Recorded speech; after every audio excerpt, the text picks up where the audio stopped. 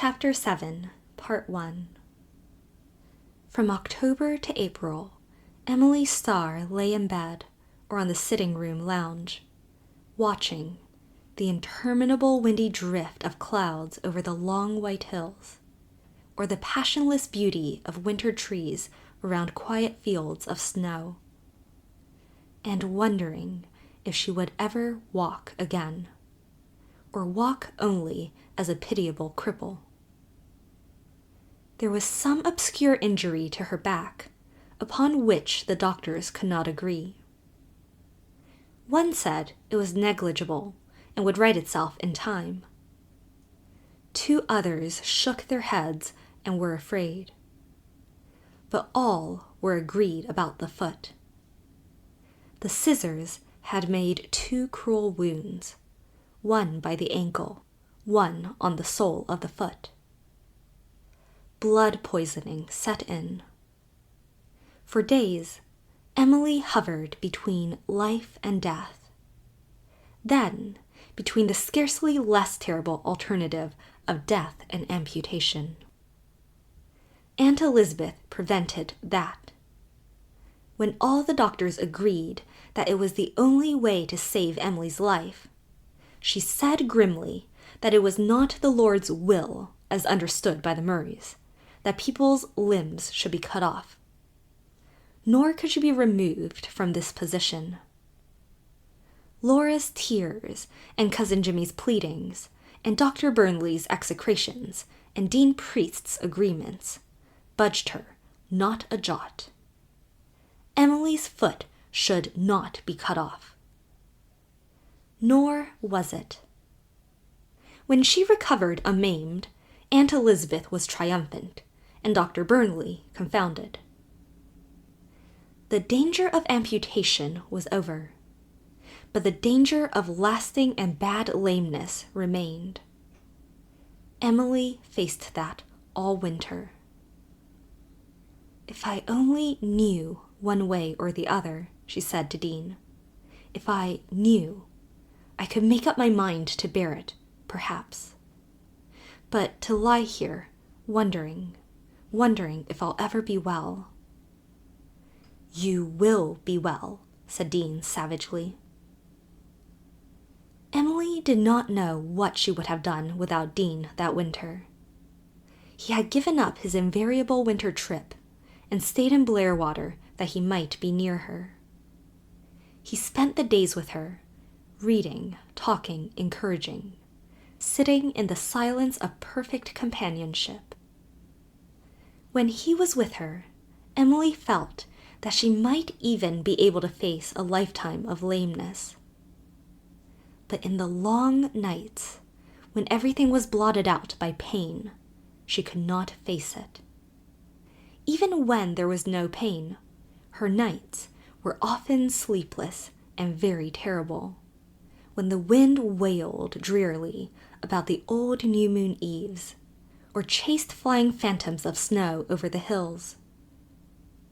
When she slept, she dreamed, and in her dreams she was forever climbing stairs and could never get to the top of them, lured upward by an odd little whistle, 2 higher notes and a low one, that ever retreated as she climbed. It was better to lie awake than have that terrible recurrent dream. Oh, those bitter nights! Once, Emily had not thought that the Bible verse declaring that there would be no night in heaven contained an attractive promise. No night? No soft twilight enkindled with stars? No white sacrament of moonlight? No mystery of velvet shadow and darkness? No ever-amazing miracle of dawn? Night was as beautiful as day, and heaven would not be perfect without it. But now, in these dreary weeks of pain and dread, she shared the hope of the Patmian seer. Night was a dreadful thing. People said Emily Starr was very brave and patient and uncomplaining, but she did not seem so to herself. They did not know the agonies of rebellion and despair and cowardice behind her outward calmness of Murray pride and reserve. Even Dean did not know, though perhaps he suspected. She smiled gallantly when smiling was indicated, but she never laughed. Not even Dean could make her laugh, though he tried with all the powers of wit and humor at his command. "My days of laughter are done," Emily said to herself, and her days of creation as well. She could never write again. The flash never came. No rainbow spanned the gloom of that terrible winter. People came to see her continuously. She wished they would stay away. Especially Uncle Wallace and Aunt Ruth, who were sure she would never walk again, and said so every time they came. Yet they were not so bad as the callers, who were cheerfully certain she would be all right in time, and did not believe a word of it themselves. She had never had any intimate friends except Dean and Ilsa and Teddy. Ilsa wrote weekly letters in which she rather too obviously tried to cheer Emily up. Teddy wrote once when he heard of her accident.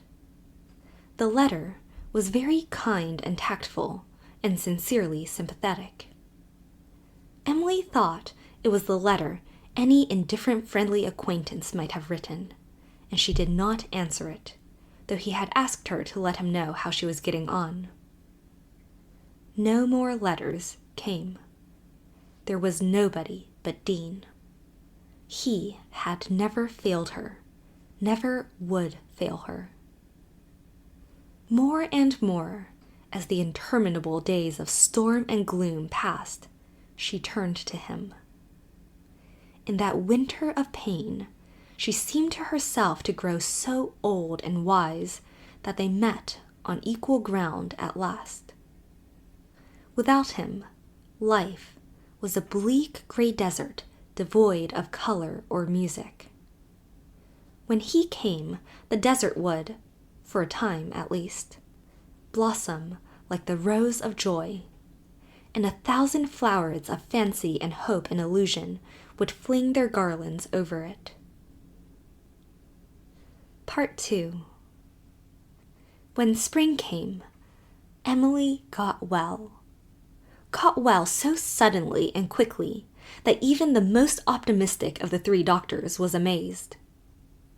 True, for a few weeks she had to limp about on a crutch, but the time came when she could do without it, could walk alone in the garden, and look out on the beautiful world with eyes that could not be satisfied with seeing. Oh, how good life was again! How good the green sod felt beneath her feet! She had left pain and fear behind her like a cast-off garment, and felt gladness. No, not gladness exactly, but the possibility of being glad once more sometime. It was worthwhile to have been ill, to realize the savor of returning health and well-being on a morning like this, when a sea wind was blowing up over the long green fields. There was nothing on earth like a sea wind. Life might, in some ways, be a thing of shreds and tatters. Everything might be changed or gone. But pansies and sunset clouds were still fair. She felt again her old joy in mere existence. Truly, the light is sweet, and a pleasant thing it is for the eye to behold the sun, she quoted dreamily. Old laughter came back. On the first day that Emily's laughter was heard again in New Moon, Laura Murray, whose hair had turned from ash to snow that winter, went to her room and knelt down by her bed to thank God.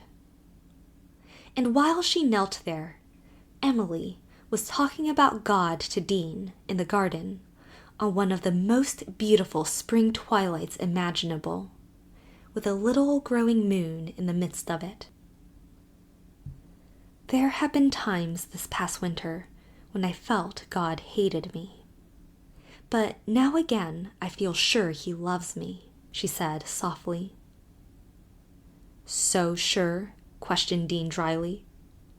I think God is interested in us, but he doesn't love us.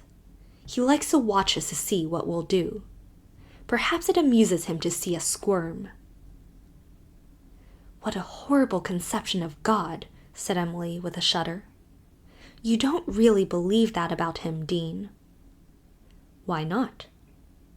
Because he would be worse than a devil then, a God who thought only about his own amusement, without even the devil's justification of hating us. Who tortured you all winter with bodily pain and mental anguish? Asked Dean. Not God. And he sent me you, said Emily steadily. She did not look at him. She lifted her face to the three princesses in their Maytime beauty. A white rose face now, pale from its winter's pain. Beside her, the big spirea, which was the pride of Cousin Jimmy's heart, banked up in its June-time snow, making a beautiful background for her. Dean, how can I ever thank you for what you've done for me, been to me, since last October? I can never put it in words, but I want you to know how I feel about it. I've done nothing except snatch at happiness. Do you know what happiness it was to me to do something for you, Star? Help you in some way? To see you turning to me in your pain for something that only I could give, something I had learned in my own years of loneliness. And to let myself dream something that couldn't come true, that I knew ought not to come true. Emily trembled and shivered slightly. Yet, why hesitate? Why put off that which she had fully made up her mind to do? Are you so sure, Dean, she said in a low tone, that your dream can't come true?